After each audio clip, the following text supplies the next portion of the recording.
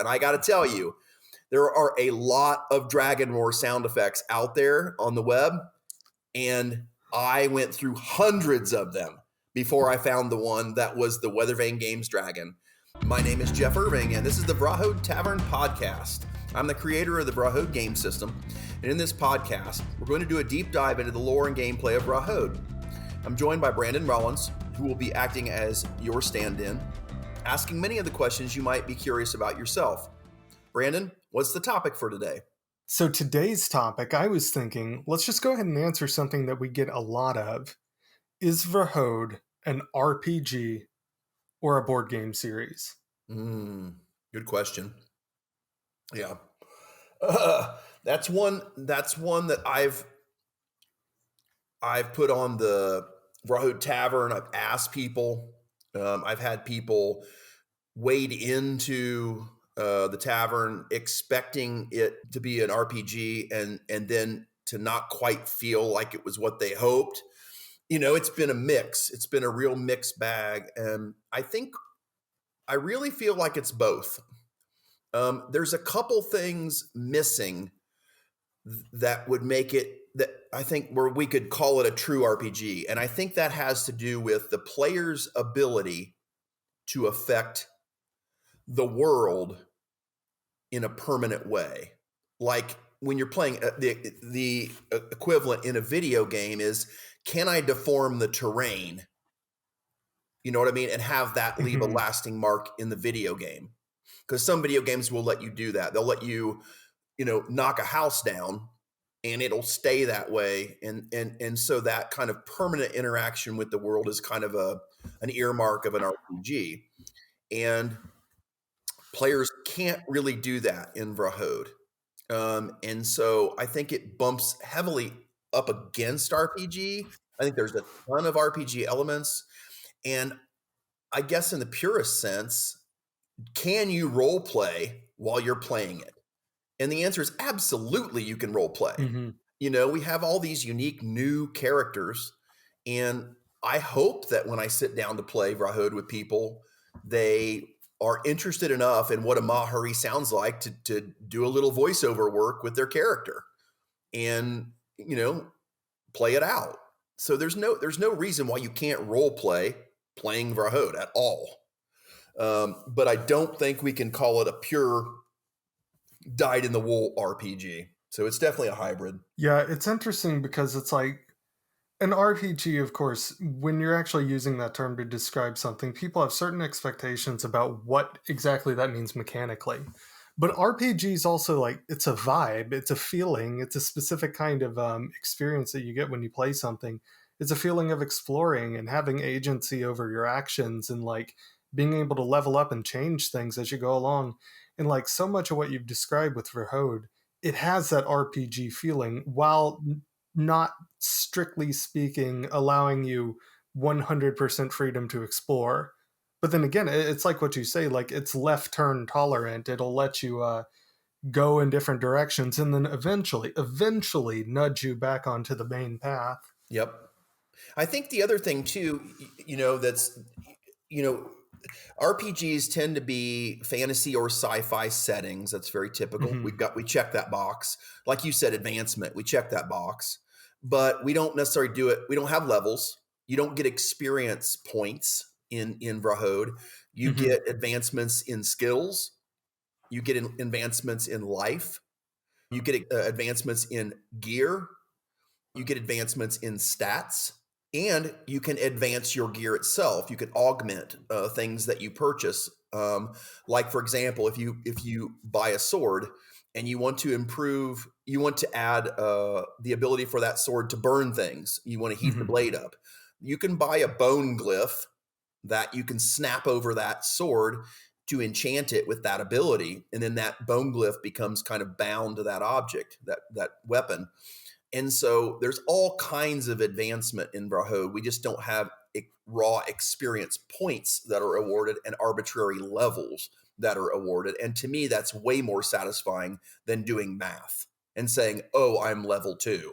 No, you quest, and through your questing or through procedural play and doing commission tiers, you will receive tangible, consequential advancement in our game series that I think will be very satisfying for you, and it will instantly change how you interact with the world. And that's what I think advancement, when it's most satisfying, it's when you see the change, when you feel the change. And that's our intent, is to have you really feel that tangible advancement, no matter which avenue we're giving it to you in, which, like I said, we spread it out over, different criteria. Yeah, and I feel like that kind of stuff, having new equipment, having new skills, having things that like tangibly makes a difference, will give people that feeling of progress that's got that RPG feeling without actually having to, force them to do the math. The other thing too, I think that we find in kind of in the industry, is the earmark of an RPG has to do with the game master, the DM, right? Mm-hmm. If it is led by a DM or a GM, well, then we think of games like that as role-playing games, because what you have is you have this kind of storyteller and referee who's not necessarily out to kill you, but they're out to tell you the story, give you the challenges, and see how you you navigate those. And I think our game plays really, really nicely when we call it a GM optional game. Mm-hmm. Our game does not require a GM or DM. It does not require that at all. However, one of the experiments that I did during Genghis Khan was I sat the players down, and we had 4 in the demo, so we had a pretty good sized party. I taught them how to play. Then I told them, this game is designed to play itself. And so now I'm going to leave and let you guys play based on how I taught you. And I left. I left the table. I went to the bathroom. I got something to eat and drink. And I came back just over a half an hour later, and I sat down and I said, well, and I asked each of them individually, did you like it better with me here as a GM, or did you like it better when you ran the game yourself? And they were split right down the middle. A couple of the guys said, we liked it better when you were here just because you really described things and you played all the enemies for us. And the other guys said, no, we liked it better when it was just us. And they said the reason is because we, as a group, we had more kind of cohesion in the group as we made decisions on what to do. And I think that is going to be the case when people buy the game. If they have somebody that wants to GM, well, sure, go ahead. You can have somebody read the quests. You can have somebody run the enemies. But the game has an AI if-then chart that tells you what the enemies do with no GM. It'll run itself just fine. And so I really like this idea of kind of marketing it as GM optional. Mm-hmm. Yeah, and I think that could be a selling point for people who kind of, I mean, the possibility of having a GM could pull in your RPG players, and they might say, you know what, okay, this is a close enough crossover to where it might actually still be my thing. Yeah. Whereas you just as long as it's optional, it's like you can still get your traditional board gamers too. Well, that could actually work really well. As much as GMs complain about all the prep work and all the work that they do to make they love it. They love it. And so when you say GM optional, I think it allows them to play the game and see if they prefer to actually sit down with other people and just be a player, or if they want to play the other side. One thing I will tell you is, for those people, because I was one of them, I had to play the DM most of the time when we were playing D&D. And I always planned for A, B, and C. You have a certain kind of cone that you hope the players follow, but invariably they're going to take the Q option that you didn't write content for and you didn't prepare for. The lovely thing about the Vrahode game system that it gives us, if you want to, play as a GM in our game system, it covers option Q. So you never have a time, if you want a GM in our system, where you're unprepared, because the card decks, the 23 robust card decks that dictate play, are there to support you. And so you can quest and you can even do campaign work. But if your players want to go off track, away from the campaign for a while, or away from the quest, The cards will take you there safely, and you'll never Mhm. feel unprepared. That is fun. I mean, that's a cool option, and I think it's kind of a holy grail in gaming. Is that, can I play a game system where I can GM, but then if I'm not prepared for something, can it still keep a flow, keep a rhythm? And yes, the answer with Vrahode is yes. With our card decks, anytime you're unprepared for something or your players go somewhere you don't expect, the cards will take you there and give you an immersive and fun experience.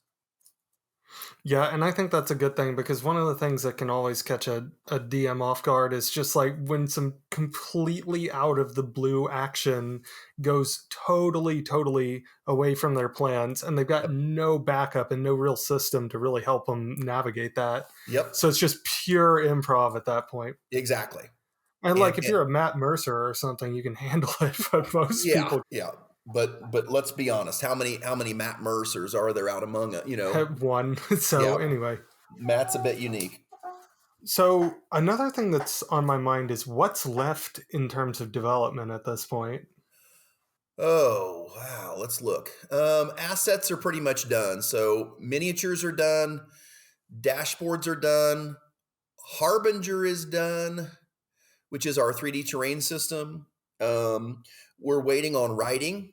The core box is pretty much done. We're into the expansions on getting that writing uh, wrapped up. Let's see. Oh, we're starting to think about packaging, so like token trays, card deck storage trays. Um, but no, we kind of started building a relationship with Longpack pretty early on in the process so that we could start to get an idea of how long it was going to take to get stuff from where we had it to actually being manufacturable and safe to ship without it breaking.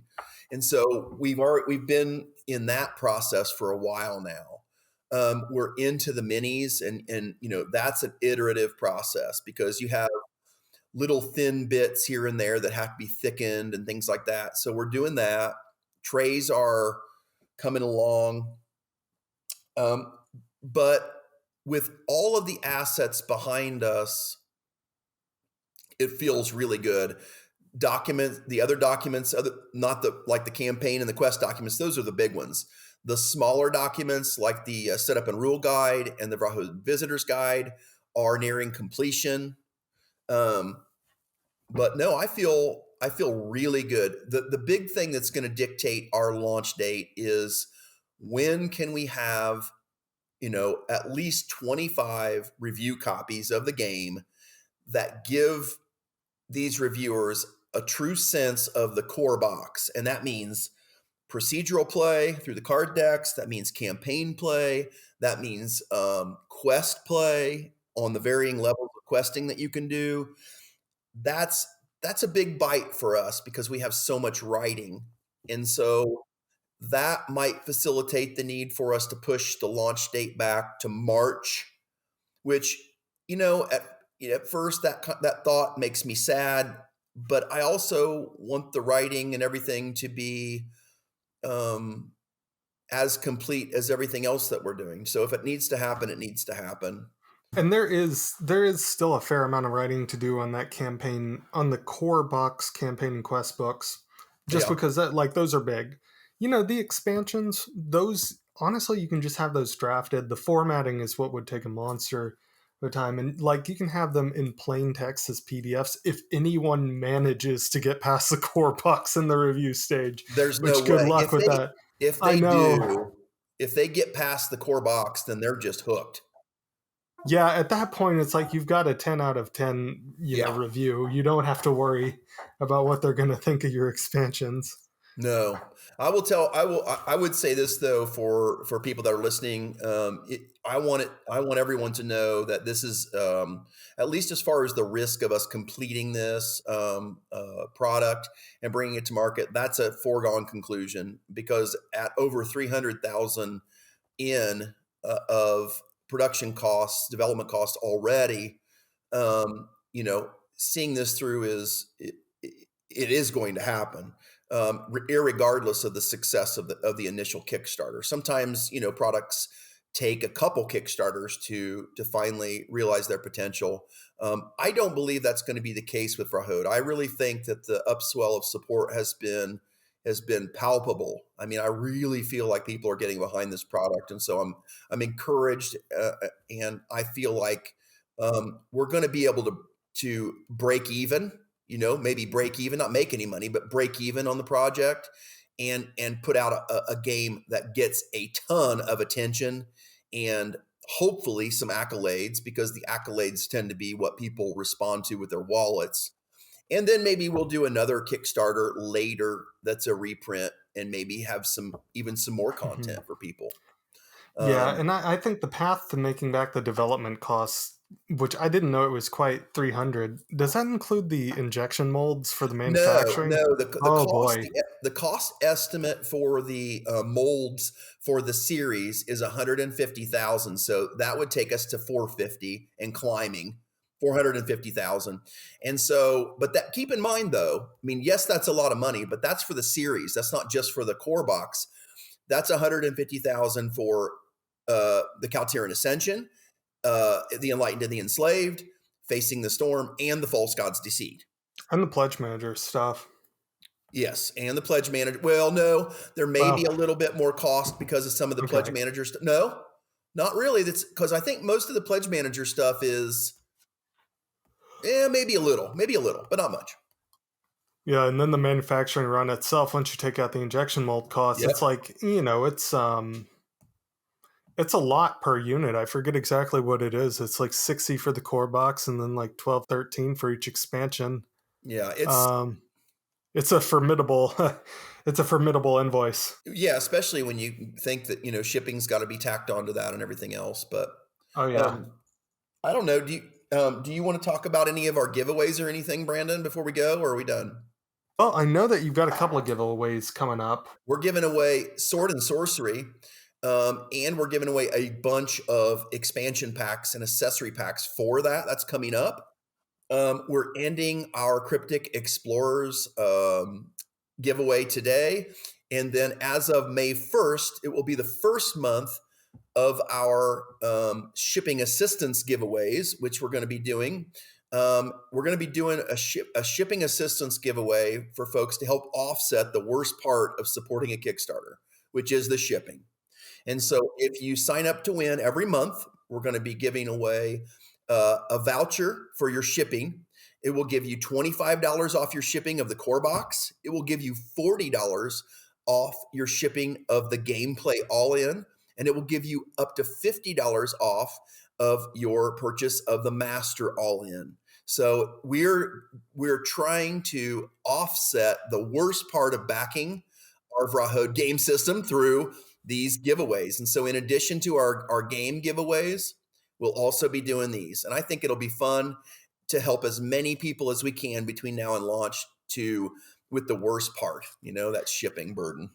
Yeah, and because of just the time it'll take to edit this show and then eventually release it, like this is live right now on social media. So you can go to any Vrahode social and then sign up for that giveaway and get a chance to get your shipping for free. And the Sword and Sorcery is almost certainly going to be running concurrently too, so you can check that out as well. And that's a big giveaway. I mean, when you see Yeah, there's like that's a six, big one. yeah, there's like 6 boxes in the thing. So it's going to be Yeah. and we're running 300 to 400 people on signups for the giveaways. And so even though that's a lot of people, your chances of winning one of our giveaways is better than a lot of things. It's definitely better than any lottery you could enter, and probably a better odds than winning in a raffle, in most raffles, because a lot of Mm. raffles get up to 500-600 people, so yeah, Yeah, sign if up. you're listening to this show, you have a surprisingly high chance of winning this thing. So, I mean, we're already starting to plan for the Kickstarter as well. In addition to like giveaways and development and early stuff, like we are already setting up a preview page that's just private between us. Now, are you willing to share with folks some of the things that you're doing to make this Kickstarter campaign different than the other ones? Absolutely. First and foremost, though, I want to ask you, when do you think, Brandon, we're going to be able to share that preview page with potential backers? When are we going to be able to like open the doors to that preview? My spreadsheet says November, but personally, between you and me, because like once I get some project management stuff out of the way, I'll be able to work on that probably like late summer. I Okay. mean, we're talking well in advance of the campaign. Okay. Well, let's do this then. As far as, you asked me about making it different. I think what's different is we're being real transparent. And if you've been following us on the Vrahode Facebook page or the group page, the Vrahode Tavern, I've been talking to people about that. I've been asking them, doing surveys. What do you hate about Kickstarters? And I've been listening to you guys tell me your thoughts on this stuff. And I decided to just be super transparent and say, listen, this is a game system. We want to try to keep the number of boxes to a minimum. Plus, people don't like, supporting games that are such shelf hogs that are 10 plus boxes. I've got a few of them on my shelf too, but so we're trying to keep the number of boxes to the core box and the 3 expansion boxes. And then all of the rewards that we're giving away during the Kickstarter are going into those boxes. So we're not going to have separate boxes for Kickstarters. Does that mean we're going to have less exclusives? Yes, it does. Basically, the way this Kickstarter is working is our initial backers are helping us build this game. What we're doing is, through your support, what we're trying to do is give what we consider the optimum quantity of each component in this system so that it plays the very best it can. And that means, like, we will plan to put in a miniature sculpt in the core box. With your help, we're going to put 3 copies of that miniature in the core box instead of 1. And that happens a lot. Your help is letting us increase the quantity to where we think it's optimum. And also you're helping us include a 3D terrain system in the Vrahode game system without you having to spend another nickel on a 3D terrain system. And everybody knows how expensive those are. So we're actually including this in our series with your help. And so you guys are doing some serious heavy lifting. And the other thing I think that we're doing, by virtue of putting all of these, not all of them, but almost all of the rewards into the boxes themselves, is we're also helping if, let's say, you played the games and you finished them and you want to sell them down the road. We think that helps resell, because if you want to resell your product later after you're done with it, well, it's not just part of the product. It's complete, because those rewards will be in that box. I don't know how you feel about that, Brandon, but to me, as a person that backs a ton of Kickstarters, that is refreshing news, because it's like, I'm not just, that's what people want. They want everything. And so in order to be able to get that, they can still do it aftermarket. Yeah, and I think there's kind of a growing backlash against this idea of things that you can only get through Kickstarter and that kind of thing. People like being able to know that they've got the complete set if they miss the initial campaign, or if they just didn't back it all the way that first time around. It's like, I think that's a good thing. You want this stuff to be accessible. Yeah, and if we do another Kickstarter for Vrahode later, that new content will be self-contained as well. It'll be its own thing, and whatever rewards we can give during that campaign will also go into that expansion. It won't be a separate box that gets separated out later and decreases the value. So yeah, no, I think it's a different approach. Like the gold coin. We have this beautiful Calteeryn metal coin that we're giving during the campaign. That may be an exclusive. And then trying to think if there was something else I was thinking of that might be an exclusive. That's the only one that comes to mind. But again, we're trying to keep things contained in those boxes so that we don't have a shelf hog on our hands. It's something that it fits nice together as a set. In other words, the core box width and depth, not the height of it. The height of that is determined by the contents, but the width and the depth of those boxes, the core box and all 3 expansions, will be the same. And so those will look great on a shelf. It won't be all these different size boxes. The only thing that'll change of each of those boxes as they're stacked, they're bookended, is the height. right? Yeah, and I think that helps with, like, as far as collectors are concerned. It's going to be neat. It's going to be relatively compact compared to other games like it, and you're still going to have all the good stuff in there. Well, but realize we are not conformists. We're not making a game to fit in your Kallax shelving. To us, the important thing is that we're delivering a game system and a game product that is designed from beginning to end to be the games that we want to play. And the games we want to play don't fit in Kallax shelving. They can fit on top, they can sit next to. But our boxes are 18 and a quarter by 18 and a quarter by X. And we make no apologies for that. For the people that are a little bit OCD and everything has to fit in their Kallax, well, sorry.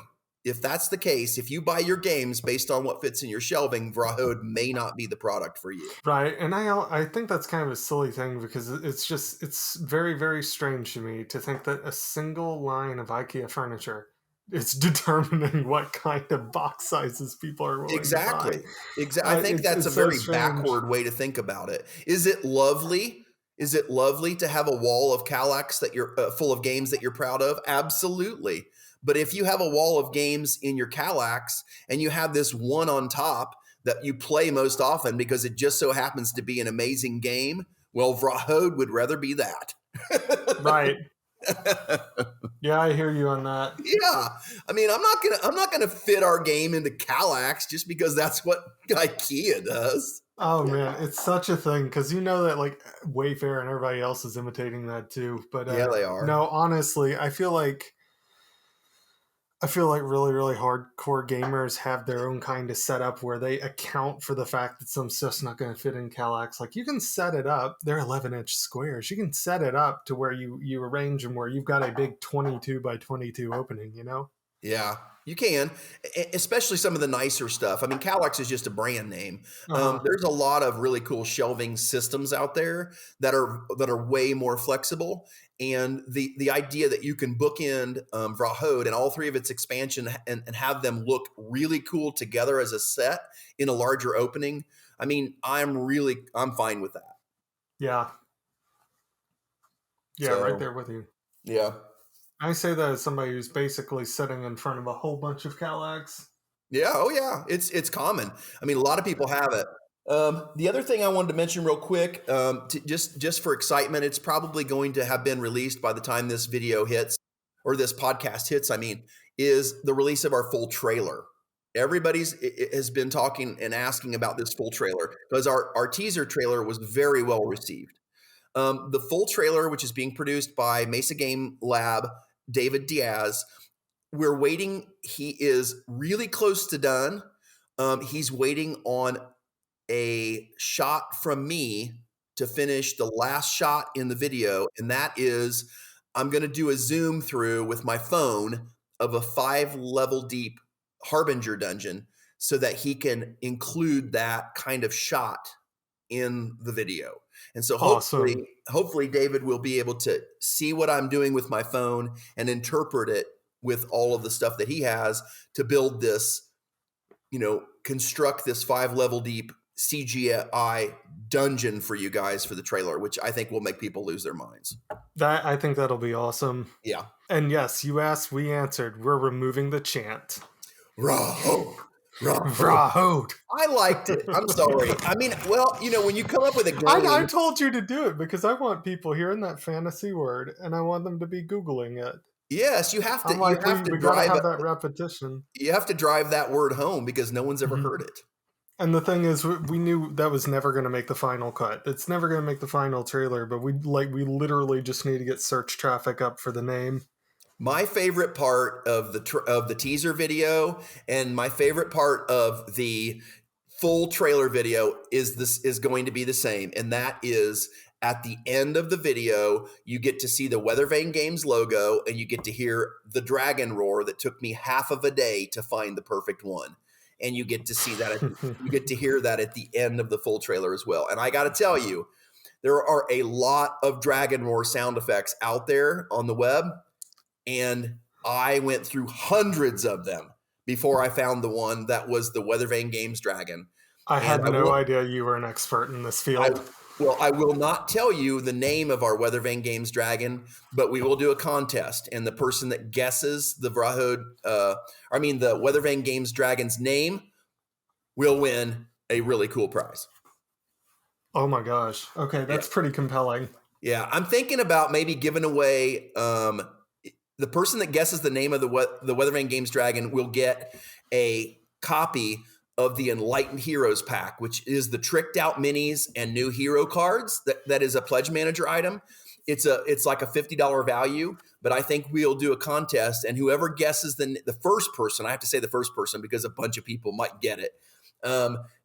But the first person to guess it correctly will win a copy of the Enlightened Heroes pack. Boom. Awesome. Yep. So yeah, that's a little Easter egg for anybody listening. Yep. All right. That's all I have, Brandon. Yeah, I think that's all I've got for today. So we'll come up with something interesting for the next one. But for the time being, do you want to go ahead and take us out? Sounds good. Thank you for listening to the Vrahode Tavern podcast. If you enjoyed this show, take a moment to subscribe anywhere you get your podcast. And if you're on Apple Podcasts, please leave a 5-star review. It helps more than you know. You can learn more about Vrahode on vrahode.com. That's VRAHODE.com. Link in the show notes. You can also find us on Facebook, Twitter, and Instagram, where we are at Vrahode. Thank you again for listening. We really appreciate it. Keep an eye out for our next episode in 2 weeks.